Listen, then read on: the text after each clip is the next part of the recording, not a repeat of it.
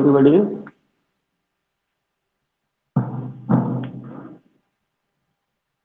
तो आज का लाइव क्लास शुरू करते हैं और आज मैं बच्चों को पढ़ाऊंगा मैथ। ये एनसीईआरटी की बुक है और हम लोग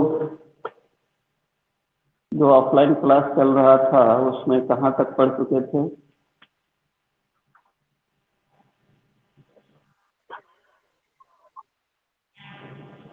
3.1 का तीसरा हो गया था। ठीक है, तब आगे बढ़ते हैं। आज हम लोग 3.2 देखेंगे। सभी के पास किताब है मौजूद? सभी कोई पेज नंबर 55 निकाल लो। एक्सरसाइज 3.2 प्रश्नावली 3.2।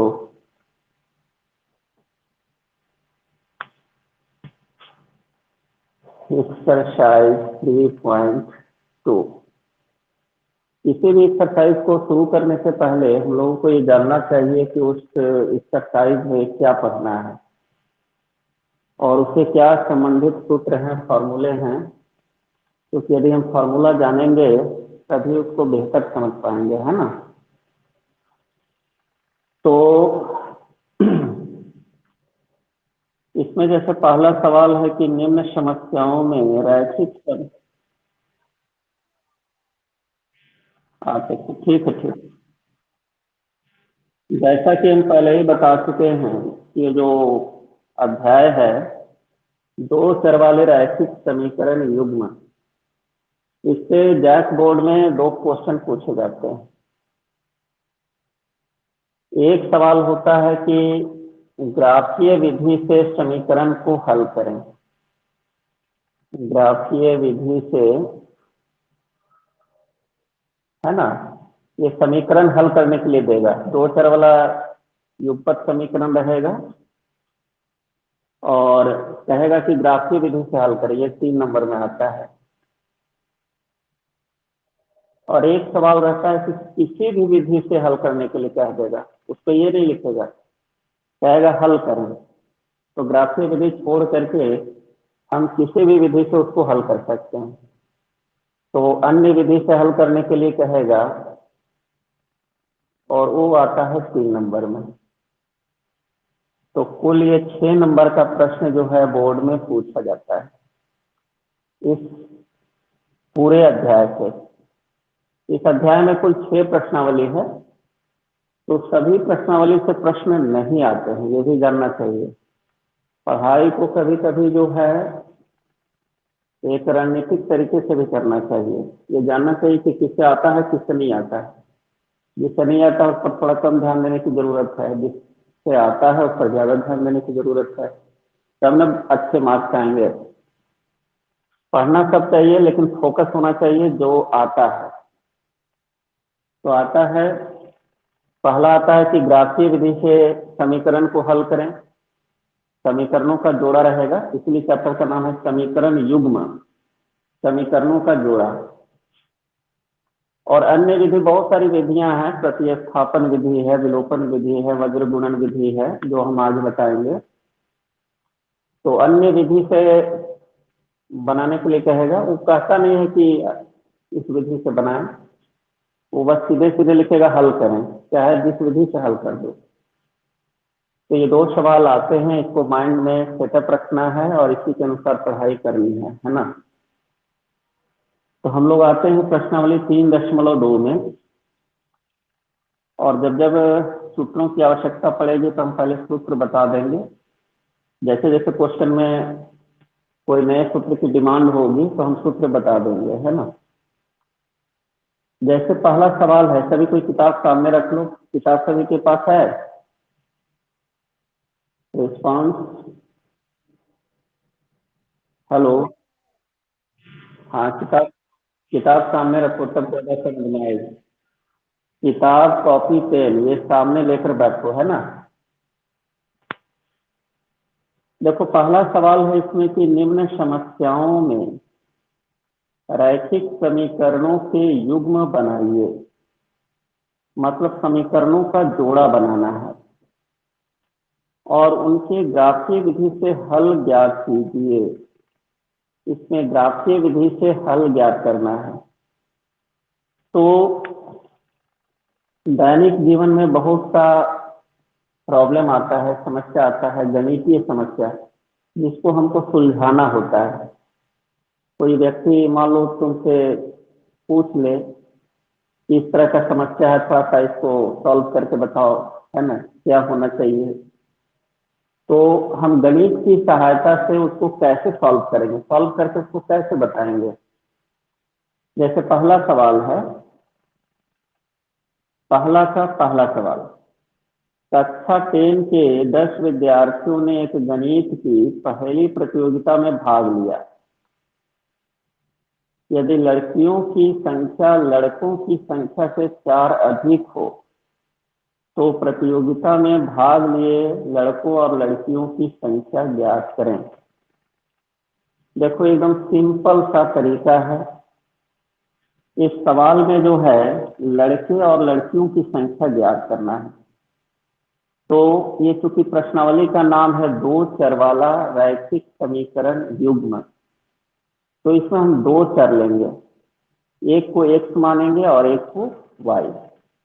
चर कहते हैं, चर को इंग्लिश में वेरिएबल कहते हैं, जिसका कि मान बदलते रहता है, वैरी करते रहता है। ये इसका मान स्थिर नहीं रहता। X Y Z A B C D alphabet में हम कोई भी अक्षर को मान सकते हैं। तो हम इसमें लड़कों की संख्या को x मान लेंगे और लड़कियों की संख्या को y मान लेंगे, क्योंकि ये दो चर में इसको बनाना है। इस चैप्टर का नाम है दो चर का रैखिक समीकरण। तो यहाँ पर लड़कों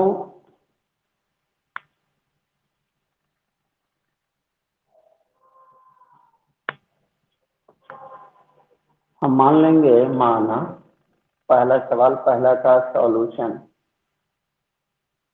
माना पार्टिसिपेट करने वाले, भाग लेने वाले लड़कों की संख्या, पहली प्रतियोगिता हम करवा रहे हैं, उसमें कितने लड़के पार्टिसिपेट किए हैं, भाग लिए हैं। तो लड़कों की संख्या हमको मालूम नहीं है, इसको x मान लेते हैं, और लड़कियों की संख्या भी मालूम नहीं है, इसको हम लोग y मान लेते हैं। इसमें कोई भी सवाल होगा उसमें आंख बंद करके x y मानना है, एक को x मानेंगे और एक को y। जरूरी नहीं कि x y मानेंगे, हमारी मर्जी यदि है कि a b मानेंगे तो a b मान लेंगे, अल्फा बीटा मानने का मन है तो अल्फा बीटा मान लेंगे, लेकिन मतलब दो चर मानेंगे, क्योंकि चैप्टर दो चरों का है। कहता है कि कक्षा 3 के 10 विद्यार्थियों ने, तो प्रश्न में क्लियर कर दिया है कि कुल विद्यार्थी 10 हैं। प्रश्न से कुल विद्यार्थी, टोटल स्टूडेंट कितने हैं, कुल विद्यार्थियों की संख्या, total number of student is equal to 10, ये प्रश्न में दिया हुआ है। तो कुल विद्यार्थी जो है तो उसमें लड़के और लड़कियां होंगे, तो लड़कों की संख्या x और लड़कियों की संख्या y, लड़के और लड़की दोनों मिलकर के कुल संख्या हो गया, कुल संख्या हो गया 10, और इसी को मान लेंगे हम इक्वेशन फर्स्ट, समीकरण 1। अब हम हर प्रश्न में जो है दो लाइन होगा, पहला लाइन से पहला समीकरण बनेगा, दूसरा लाइन से दूसरा समीकरण बनेगा। अब दूसरा लाइन पर हम आते हैं, क्या कह रहा है, कह रहा है कि यदि लड़कियों की संख्या लड़कों की संख्या से 4 अधिक हो, तो हम लिखेंगे, जो प्रश्न कह रहा हूं वैसे ही लिखेंगे पुनः। कह रहा है कि लड़कियों की संख्या, तो लड़कियों की संख्या को हम y माने हैं, तो ये लड़कियों की संख्या किसके बराबर है, तो लड़कों की संख्या से 4 अधिक है। लड़कों की जो संख्या है इससे कितना अधिक है, 4। तो यही हमारा दूसरा लाइन कह रहा है कि लड़कियों की संख्या किसके बराबर है, तो लड़कों की संख्या से 4 अधिक है। जितना लड़कों की संख्या है उससे 4 अधिक है। अधिक कहेगा तो प्लस करेंगे, कम कहता तो माइनस करते। अब हम इसको एक एक्स वाई को एक तरफ कर लेंगे, ये प्लस है, इधर आएगा तो माइनस, और पहले से मौजूद है वाई, ये वाई प्लस में है, बराबर 4, और इसी को मान लेंगे समीकरण 2। इस तरह से हम पहला प्रश्न का जो पहला लाइन है उससे पहला समीकरण प्राप्त करते हैं, और प्रश्न का जो दूसरा लाइन है उससे दूसरा समीकरण प्राप्त करते हैं। हमको दोनों समीकरण मिल गए। अब इसको ग्राफीय विधि से हल करना है। ग्राफीय विधि से हल करके हमको बतलाना है कि पहली प्रतियोगिता में लड़कों की संख्या कितनी है और लड़कियों की संख्या कितनी है, कितने लड़के भाग लिए थे, कितनी लड़कियां भाग ली थी। तो यहीं पर मेन है ग्राफीय विधि। तो हम ग्राफीय विधि जो है वो देखेंगे। हम समीकरण को एक साइड में लिख देते हैं, एक्स प्लस वाई बराबर 10, ये पहला समीकरण है, और माइनस एक्स प्लस वाई बराबर 4, ये पहला समीकरण, और ये दूसरा समीकरण।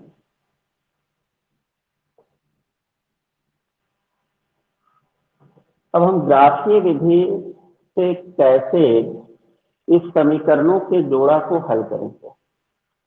हम बता दें कि समीकरणों का यदि जोड़ा है तो हल करने का मतलब होता है, सॉल्व करने का मतलब होता है कि एक्स और वाई का मान निकालना।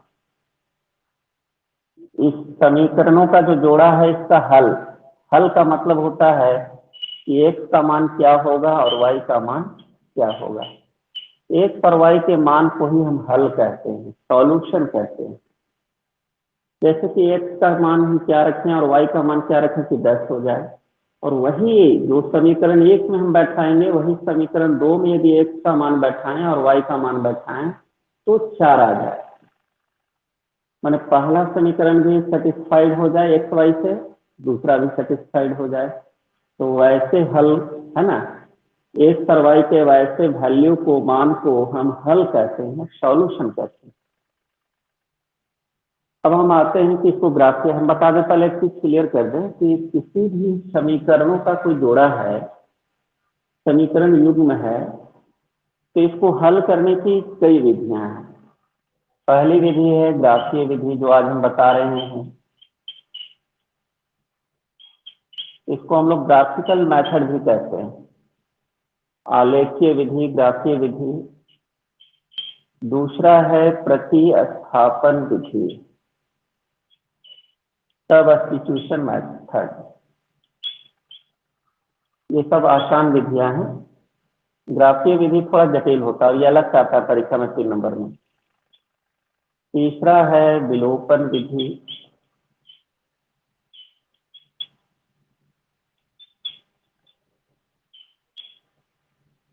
फिर है चौथा है वज्र गुणन विधि। हर विधि के लिए अलग प्रश्नावली है। जैसे हम लोग 3-2 में ग्राफीय विधि पढ़ रहे हैं ना, 3-3 में प्रतिस्थापन होगा, 3-4 में विलोपन होगा, 3-5 में वज्र गुणन होगा, और 3-6 में मिक्स है विविध प्रश्नावली। तो ये 4 विधियां हैं। समीकरण को हल करने की कितनी विधियां होती हैं? 4 विधि। ग्राफीय विधि, प्रतिस्थापन विधि, सबस्टिट्यूशन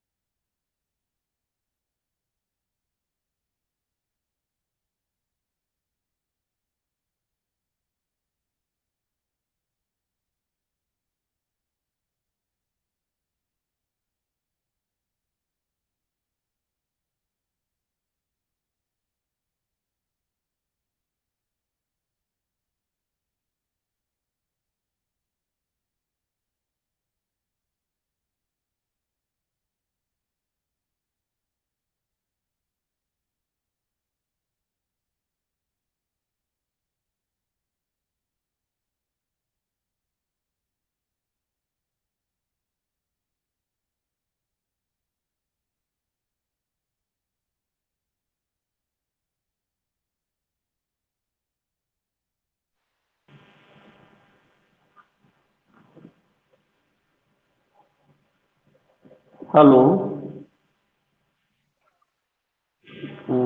बहुत देरी से ऐसा हो रहा था क्या? वो हमको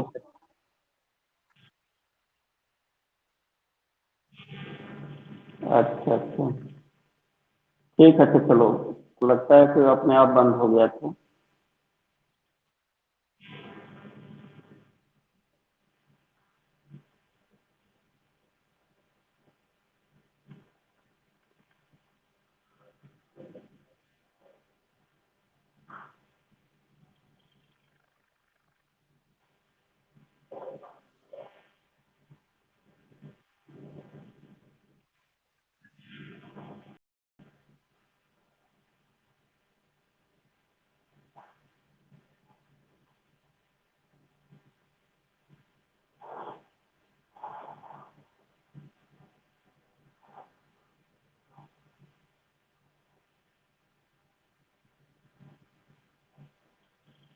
हाँ चलो,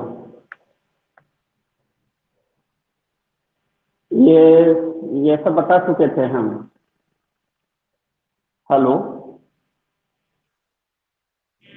ये नहीं बताए थे?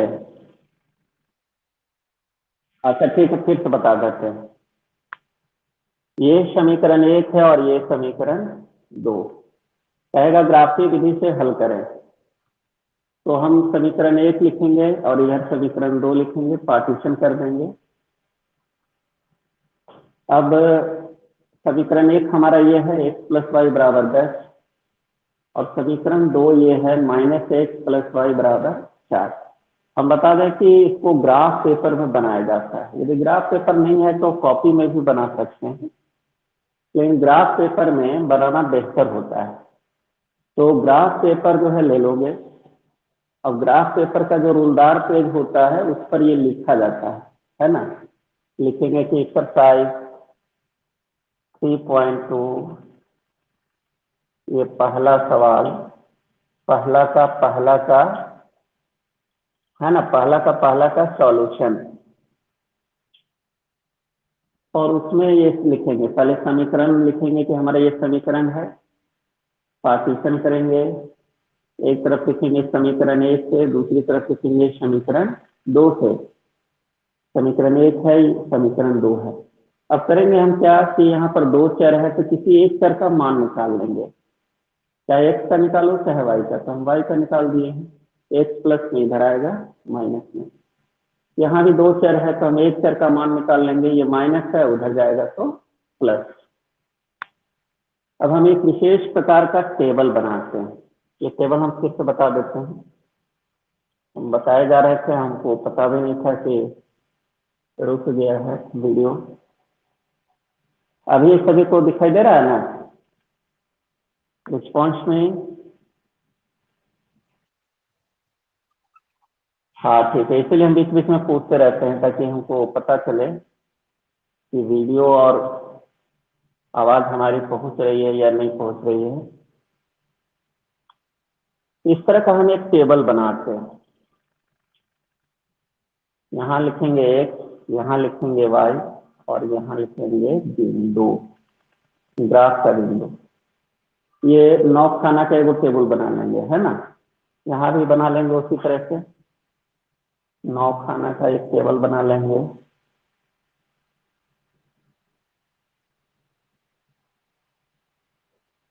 यहाँ भी वैसे ही लिखेंगे एक्स वाई बिंदु। अच्छा, ये जो बिंदु होता है, ग्राफ का बिंदु हम लोग कैसे लेते हैं? पहले एक्स लिखते हैं और फिर वाई। ये बताए थे ना हम पिछले क्लास में, 9th क्लास में बताए होंगे निर्देशांक की ज्यामिति में। रिस्पॉन्स में ये पढ़े हो तुम लोग? ग्राफ का बिंदु कैसे लेते हैं? एक्स और वाई। पहले एक्स अक्ष पर कहाँ है वो लिखते हैं, वाई अक्ष पर कहाँ है वो लिखते हैं। तो कोई भी ग्राफ का जो बिंदु है उसको इस तरह से दर्शाया जाता है, एक्स वाई से। अब हम यहाँ पर लिखेंगे, वाई का मान निकालेंगे। तो सबसे पहले हम एक्स का मान बैठाएंगे। अच्छा, एक्स का मान लेते समय ध्यान रखना है कि 6-7 से ज्यादा बड़ा मान हम न लें। अब मजबूरी में कभी नहीं मिल रहा दूसरा मान तो लेना पड़ जाए तो अलग बात है, लेकिन प्रयास करना चाहिए कि 6-7 से बड़ा न लें, न x का और न y का। मैंने x का मान रखने पर y भी जो है जो आवे तो 6-7 से ज्यादा बड़ा ना आवे, है ना, ये ध्यान रखना है। जैसे मान लो x का मान यहाँ पर हम रखेंगे, 0 से शुरू करेंगे, 0 1 2 3 4 5 6 7, तो 7 तक मान रखेंगे, 7 से बड़ा मान नहीं रखेंगे। तो अब क्यों नहीं रखेंगे, क्योंकि ग्राफ तो बहुत बड़ा होता नहीं है, ग्राफ पेपर में ज्यादा जगह नहीं ना होती है, तो हम x का मान लेंगे। जैसे x का मान लेते हैं, जैसे हम x का मान यहाँ पर लेते हैं 4, कुछ भी ले सकते हो, 3 4 5 6, तुम्हारी मर्जी पर है। तो 10 माइनस x का मान हम 4 लिए, तो 10 में से 4 गया कितना 6।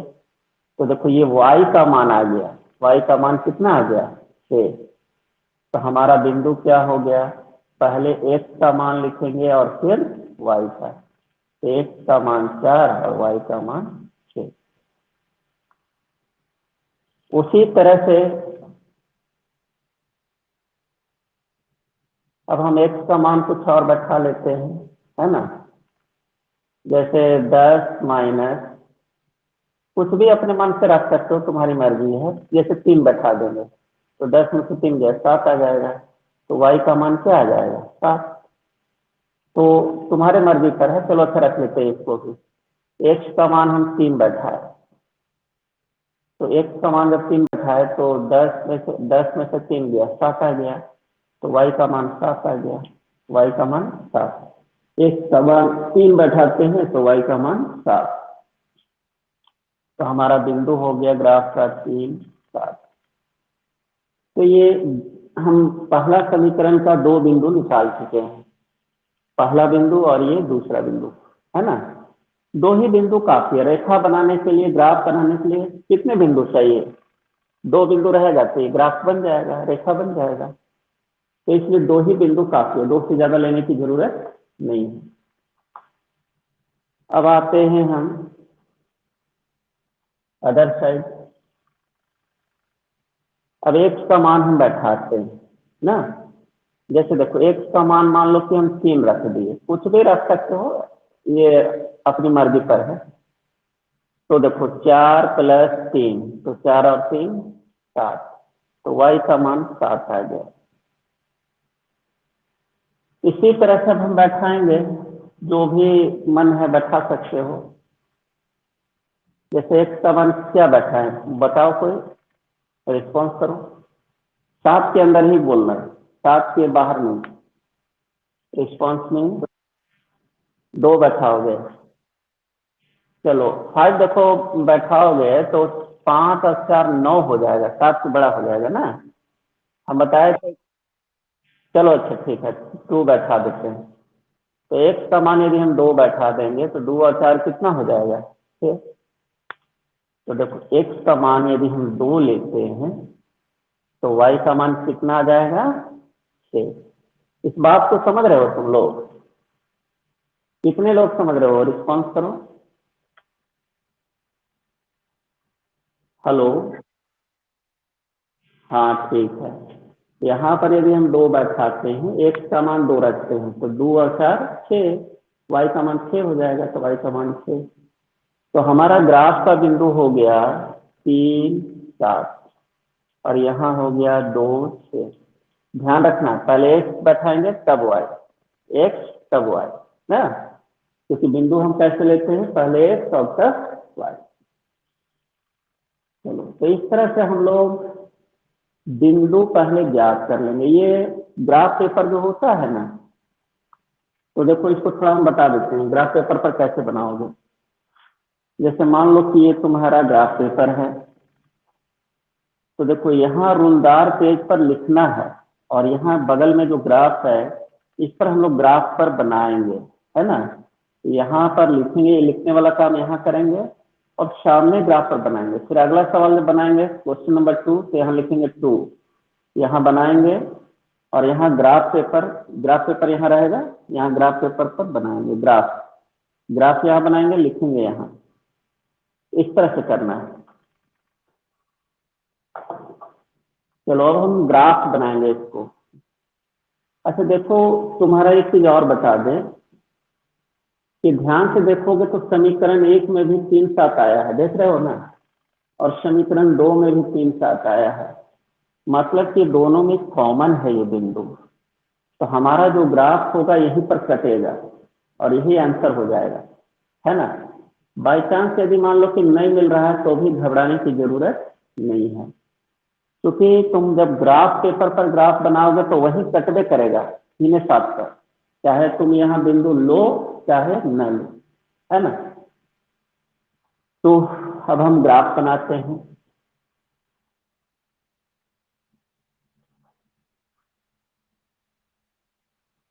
ग्राफ बनाने के लिए हम बिंदु यहाँ पर नोट कर लेते हैं। पहला समीकरण का बिंदु हमारा है 4 6 और 3 7, क्योंकि अब इसको तो हम मिटा देंगे ना। और दूसरे जो ग्राफ का बिंदु है वो है 3 7 और 2 6 है। अब देखो ग्राफ कैसे बनाते हैं हम लोग ना।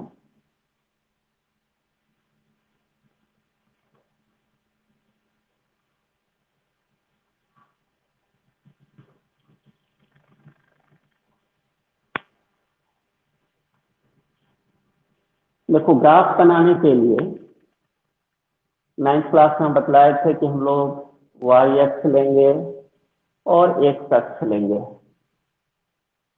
अब तुम लोग में से कुछ लोग पूछ दोगे कि इधर छोटा क्यों रखे हैं, इधर माइनस में एक भी है हमारा, देखो कोई भी बिंदु माइनस में है, हाँ इसलिए माइनस वाला छोटा रखे हैं ना, माइनस वाला ज्यादा बड़ा लेने की जरूरत नहीं। देखो हम लोग ग्राफ पेपर पर ऐसे लिखेंगे कि ये एक्स है, इधर एक्स डैश लिखेंगे, ये वाई है और ये वाई डैश, मतलब ये एक्स अक्ष है, ये वाई अक्ष है। और दोनों के कटान बिंदु को क्या कहते हैं, रिस्पॉन्स करो जल्दी से। एक्स अक्ष और वाई अक्ष के कटान बिंदु को क्या कहेंगे, हाँ तो इसको मूल बिंदु कहते हैं, ओ। अब देखो ग्राफ पेपर पर जब बनाओगे तो कुछ डीप लाइन तुमको दिखाई देगा ना, तो जहां जहां पर डीप लाइन खड़ा लाइन होगा वहां पर ऐसे से कट कर दोगे, 1 2 3 4 5 6 7। इधर भी कर दोगे वैसे ही, एक इधर में देखो इस तरह से डीप लाइन होगा, इस तरह से ऐसे ऐसे क्षैतिज। तो जहां जहां डीप लाइन होगा वहां पर 1 2 3 4 5 6, वाई पर 7 है ना, हाँ है, तो यहाँ 7 तक लेना पड़ेगा, इसलिए 7। ये वाई अक्ष है। अब हम लोग देखो यहाँ पर हम लिखेंगे 1 2 3 4 5 6 7। इधर हम लोग प्लस में लेते हैं, इधर भी प्लस में लेते हैं ना, तो इधर भी लिखेंगे 1 2 3 4 5 6 7। इधर एक आध को माइनस में ले लेना, इधर हम लोग को हालांकि कोई काम है नहीं, क्योंकि माइनस में हमारा कोई भी बिंदु नहीं है। अब हम देखो पहला समीकरण का ग्राफ खींचेंगे, हमको बिंदु मालूम है, दोनों बिंदु मालूम है ना। तो कहता है पहला है 4 6, देखो ध्यान से देखना 4 6, तो ये एक्स पर लेना है और ये वाई पर लेना है। तो एक अक्ष पर 4, यहाँ देखो 4 है, वाई अक्ष पर 6 तक बढ़ना है। तो देखो 4 के ऊपर और 6 के सामने, यही बिंदु हो गया 4 6। हमको केवल बिंदु करना है, लाइन तो वहां पर खींचा हुआ रहेगा ग्राफ में ना, ये हम समझाने के लिए लाइन खींच दिए थे। 4 से हमारा पहला बिंदु मिल गया। दूसरा बिंदु हमारा क्या है, 3 7। देखो ये दूसरा बिंदु है 3 7, x अक्ष पर 3 और y अक्ष पर 7। तो देखो हम x अक्ष पर लेंगे, x अक्ष पर 3 और y अक्ष पर 7, 3 के ऊपर और 7 के सामने। ये जो बिंदु हो गया ये 3, 7 हो गया। तो ये तो लाइन ग्राफिक खींचा हुआ रहता है, ये हम समझाने के लिए बता रहे थे। देखो तो हमको दोनों बिंदु मिल गया है। ये पहला समीकरण का बिंदु है, पहला समीकरण का बिंदु 4 से 3, 7। तो हम क्या करेंगे, दोनों को देखते हुए स्केल की सहायता से मिला देंगे, ऐसे मिला के आगे बढ़ा देंगे इस तरह से। ये पहला समीकरण का ग्राफ हो गया। लिख सकते हो समीकरण 1, ये किसका ग्राफ है, समीकरण 1 का। अब देखो दूसरा, तो दूसरा समीकरण का हम ग्राफ खींचेंगे, पहला का ग्राफ कंप्लीट हो गया। तो दूसरा का 3, 7, यही 3, 7 है। 3, 7 हम ऑलरेडी पहले ही ले चुके हैं, तो इसको खाली डबल कर देंगे, मैंने फिर आया है ये 3, 7 बिंदु हम ले चुके हैं पहले समीकरण में, वही बिंदु दोबारा आया है तो डबल कर देंगे। इसके बाद है 2, 6, 2, 6। तो एक अक्ष पर, ये y अक्ष पर। एक अक्ष पर लेंगे, एक अक्ष पर 2 और y अक्ष पर 6। तो y अक्ष पर ऊपर बढ़ेंगे, 2 के ऊपर 6 के सामने। तो यही बिंदु हो गया 2, 6। अब ये लाइन को हम मिटा देंगे, ये समझाने के लिए हम बता रहे थे। ये हमको केवल बिंदु लेना है, बिंदु ले लेंगे। अब देखो समीकरण 2 जो है उसका 2 बिंदु है, 3, 7, 2, 6।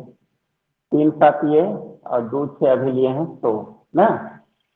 तो इन दोनों बिंदुओं को देखते हुए हम इंच की सहायता से मिला देंगे और इसको लिख देंगे समीकरण 2। अब ध्यान से देखो, दोनों जो ग्राफ है वो कहाँ कट रहा है, इस बिंदु पर। इस बिंदु का क्या नाम है, 3, 7, 3, 7। तो दोनों ग्राफ जहां कटेगा वही समीकरण का हल हो जाता है। तो यहां देखो लिखेंगे कि दोनों ग्राफ 3, 7 बिंदु पर कट रहा है। दोनों ग्राफ, समीकरण 1 और समीकरण 2, दोनों का ग्राफ एक बिंदु 3, 7 पर कटता है, इसलिए यही हल होगा समीकरण का। यह बिंदु जब हल होगा तो ये x का मान हो गया और ये y का मान हो गया। इसलिए हमारा आंसर हो गया x बराबर 3, y बराबर 7। अब प्रश्न में याद करो, शुरू में हम लोग क्या माने थे, लड़कों की संख्या को x माने थे, तो मतलब लड़कों की संख्या 3। लड़कियों की संख्या को y माने थे, तो लड़कियों की संख्या 7। तो 3 और 7, 10। कुल कितने विद्यार्थी थे, 10 थे। अच्छा एक चीज और कह रहा था सवाल में, याद करो कि लड़कियों की जो संख्या है लड़कों से 4 अधिक है। लड़कियों की संख्या लड़कों की संख्या से 4 अधिक है, तो सही है कि नहीं। देखो लड़कियों की जो संख्या है 7 है और लड़कों की संख्या 3 है, तो लड़कियों की संख्या लड़कों से कितना ज्यादा है, 4 ज्यादा है। तो मैच हो गया सवाल के अनुसार। तो यही आंसर हो गया। लास्ट में हम लिखेंगे कि इसलिए लड़कों की संख्या को हम x माने थे, तो लड़कों की संख्या 3। लड़कियों की संख्या को y माने थे, तो लड़कियों की संख्या 7। इस तरह से ये ग्राफीय विधि हुआ। समीकरण को हल करके x और y के मान निकालने को हम हल करना कहते हैं। और हल करने के लिए हम ग्राफ की सहायता से कैसे हल करेंगे आज हम ये बता रहे हैं, है ना। अब देखो इसमें आगे तुम लोग अपने से भी बना सकते हो। अब दूसरा सवाल देखो हम समझा देते हैं, इसको बनाओगे अपने से। और पीछे के जो उदाहरण के सवाल हैं वो भी बना सकते हो अपने से। किताब है सभी के पास सामने, रिस्पॉन्स। हाँ बीच बीच में हम इसलिए पूछते हैं कि वीडियो और आवाज जा रही है या नहीं जा रही है ना। कई बार हमको पता भी नहीं चलता है, हम पढ़ाए चले जाते हैं। देखो दूसरा सवाल सभी को ध्यान से देखो। 5 पेंसिल तथा 7 कलमों का कुल मूल्य 50 रुपया है, जबकि 7 पेंसिल तथा 5 कलमों का कुल मूल्य 46 रुपया है। एक पेंसिल का मूल्य तथा एक कलम का मूल्य ज्ञात करें। तो जस्ट ऐसा ही सवाल है। देखो इसमें करना कुछ नहीं है, तरह कि एक पेंसिल का मूल्य और एक कलम का मूल्य ज्ञात कीजिए। तो जो ज्ञात करना है उसी को हम एगो को एक्स मान लेंगे और एगो को वाई मान लेंगे। तो देखो इसमें लिखा हुआ क्या है कि एक पेंसिल का मूल्य, तो हम लिखेंगे, मान लेंगे कि माना कि एक पेंसिल का मूल्य 1 रुपया और एक कलम का मूल्य, तो एक कलम का मूल्य वाई रुपया ना। अब देखो पहला लाइन से पहला समीकरण बन जाएगा, दूसरा लाइन से दूसरा समीकरण बन जाएगा। देखो कैसे बनेगा बता देते हैं, इसको कल बना करके लाओगे, कल के क्लास में हम इसको देखेंगे।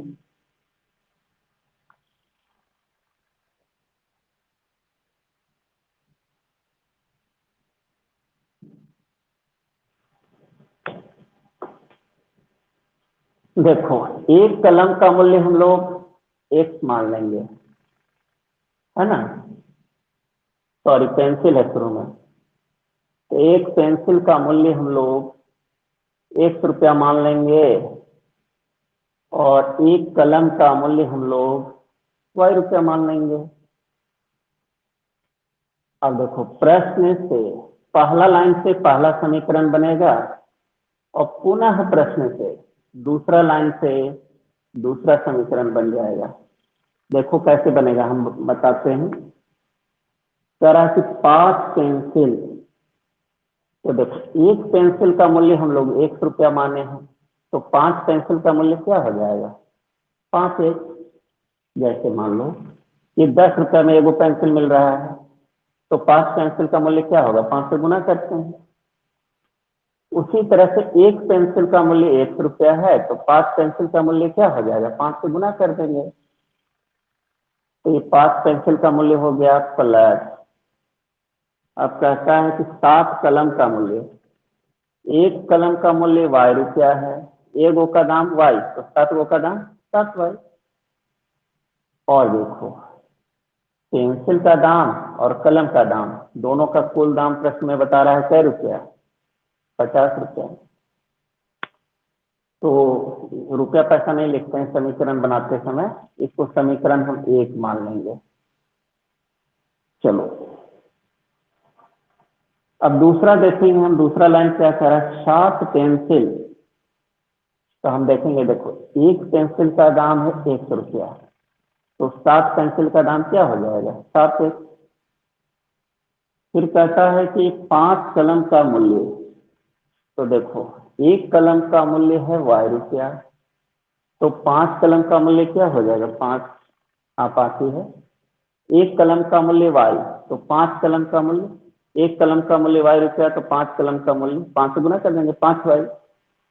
अब देखो 7 गो पेंसिल का दाम और 5 गो कलम का दाम, दोनों का दाम जोड़ करके बता रहा है सवाल में कि 46 रुपया है, और इसी को मान लेंगे समीकरण 2। अब दोनों समीकरण तुमको प्राप्त हो गया। अब क्या करोगे, वैसे ही ग्राफ पेपर पर है ना बनाओगे, पहले रुलदार पेज पर लिखोगे समीकरण 1 से ये और समीकरण 2 से ये, इसके बाद एक्स का या वाई का किसी का मान निकाल लेना। अब इसमें एक्स वाई निकालने में थोड़ा दिक्कत हो सकता है, थोड़ा सा हम हिंट कर देते हैं। देखो वो तो आसान सवाल था पहला वाला, इसलिए आराम से बना दिए थे। अब देखो इसमें समीकरण 1 से ये है समीकरण 1। अब इसमें हमको एक्स निकालना है या वाई निकालना है, कैसे निकालेंगे। हमको मान लो एक्स निकालना है, तो हम 5x बराबर 7 प्लस में उधर जाएगा तो माइनस में, तो एक्स बराबर क्या होगा 50 माइनस 7y, और ये 5 गुना में इधर आएगा तो बटा में आ जाएगा।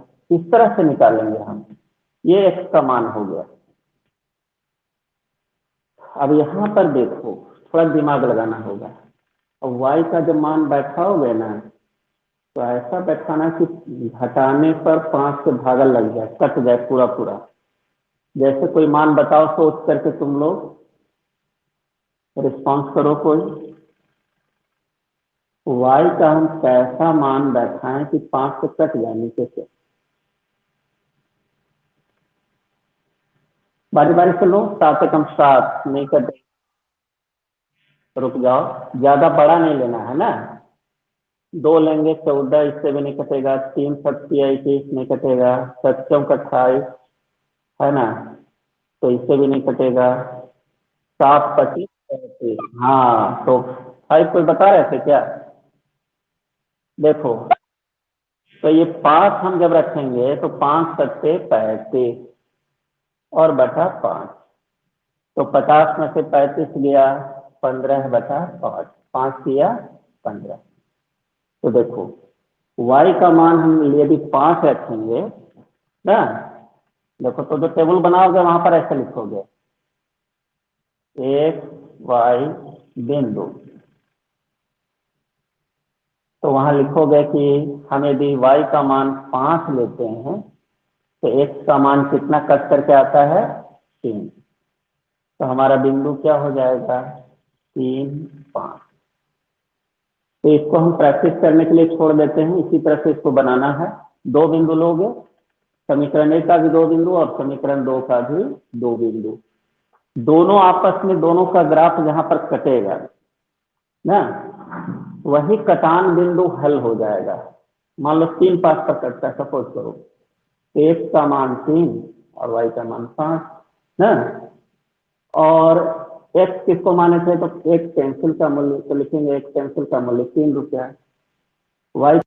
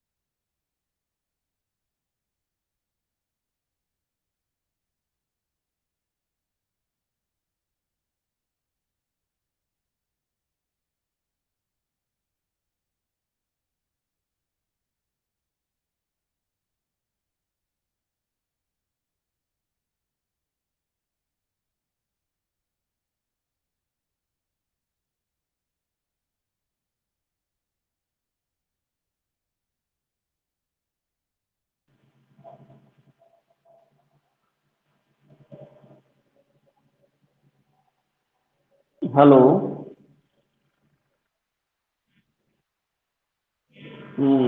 आवाज नहीं जा रही थी?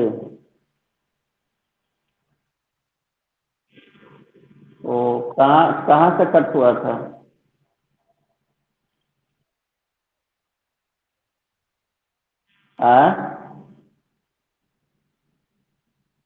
हेलो। वो बता दिए थे ना सारा सवाल। ओ ठीक है तो आज का लाइव क्लास यहीं समाप्त करते हैं। Thank you everybody. हाँ ठीक है। ओके।